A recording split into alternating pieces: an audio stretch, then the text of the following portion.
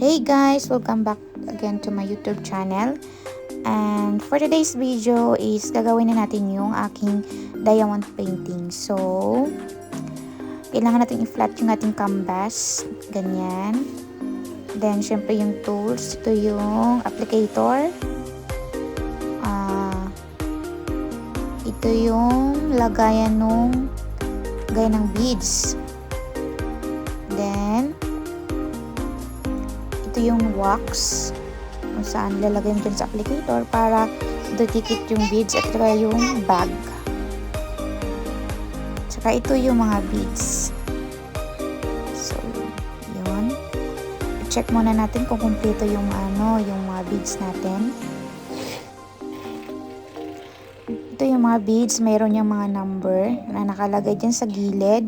Dyan mo makikita kung anong number yung color na ilalagay mo dyan sa iyong canvas. Anong kulay ng beads yung ilalagay dyan sa iyong canvas. So, ikakat natin. Tapos, ilalagay mo lang dyan yung beads sa parang bowl. Ano yan tawag dyan? Sa lagayan ng beads.